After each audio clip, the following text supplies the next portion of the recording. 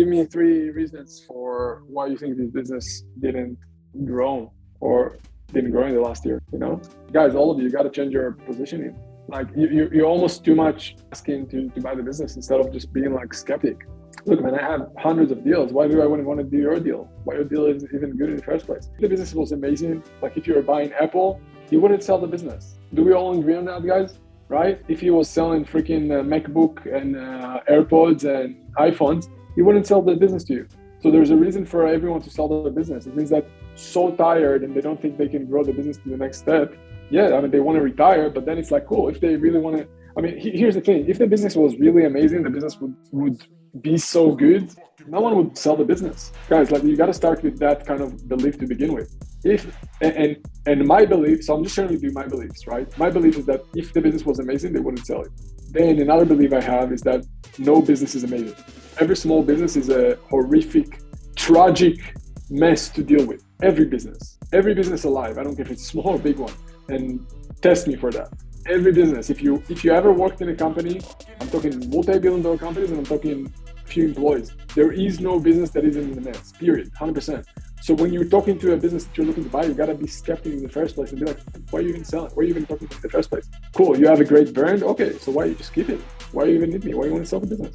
Oh, okay, so why didn't you grow the business in the first place? Give me 3 reasons why you weren't able to grow 2, 3, 5, 10 times than it's doing right now. Okay, here are the reasons. Okay, cool. So what do you expect me to do? If you really want me to buy the business, and I'd like to take take a risk with you, because I feel like there is an upside that I can create here, but I'm not paying for the upside. I'm not paying for a future promise. I'm paying for past performance. And if you feel like you can help me grow the business 10x in the future, awesome. Let's share the upside, but you'll need to support me with that and you'll need to trust me. But I am not able to pay you based on future promises because the bank won't give me the money. And I will tell them that, look, at the end of the day, I'm not going to give you 100% cash from my own capital, period. Even if I have the money, it makes no sense because the cost of capital is so cheap right now using banks and investor. Why would I use my own capital right now? That's how we talk to a seller, guys. That's how you get the numbers down. And you got to explain it to them. And it's in a way that makes sense to them as well, right? It's not like I'm not being an asshole. I'm just telling them the truth. I'm being fully upfront with them.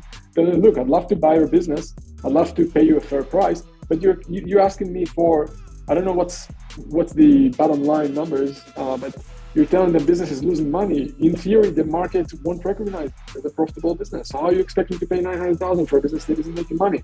Your background, okay, you have a brand or whatnot. Guess what? I can buy a domain right now for $1,000 and I'll build a brand like that in 3 months, right? I would try to explain it to them in a very polite way, but that's how you need to explain things to people, to business owners. You tell them, look, I'm considering buying you versus building things from scratch.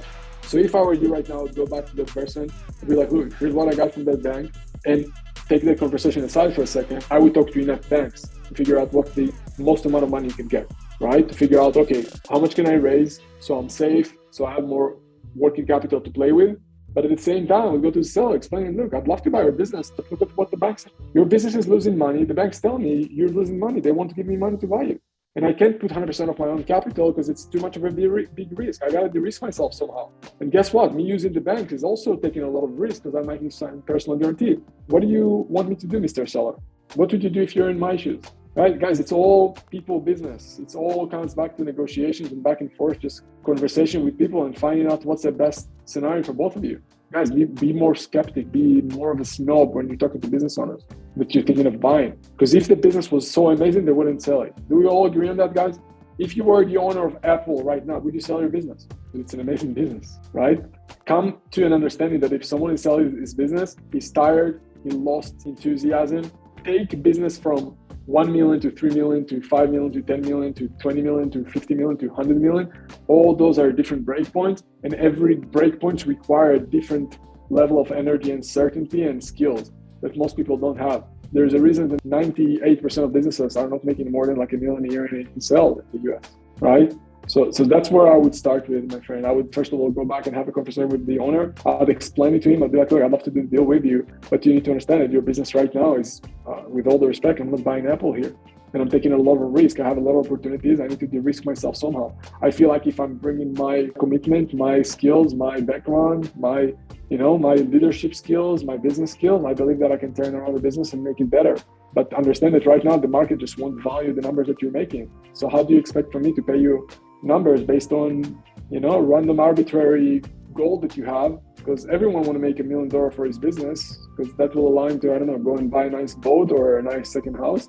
But how can you expect from a buyer to make that such of a decision? You can't. And if the person can understand it makes sense, then you'll understand it. If not, then just keep it. You gotta help them be in your shoes a little bit. Make sense? That's how I would sell it. That's how I would also go out there and be basically, look, okay, cool. You want $900,000?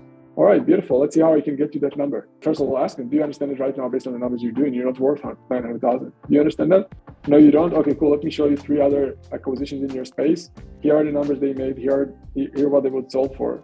So this business was doing 100,000. It was sold for 2x multiples. You're making minus. What is 2x minus, what is minus 100,000 multiplied by 2? That's what your business is worth right now. I'm not saying that. That's what the market's saying. I'd love to pay you more. But do you understand it? For me to pay you more, we need to get to those results. For me to pay you more, you need to get to X amount of dollars in EBITDA. I believe that when I'll be the owner, I'll get you there. And I believe that with your help and your experience and the history that you have in the business, we can get there. But there's a lot of things that need to be changed here. And I'd love to see you take part of the upside and the future results that we're creating here. Based on the past performance, I can pay you there. And it's not that I won't pay you there, it's just that my investors and my banks won't pay you there. And I can't put all my own money because it makes no sense. That's where I would start. I'm ranting here, but I think it's important. Gabby, it makes sense. I just want to make sure that you're good with that.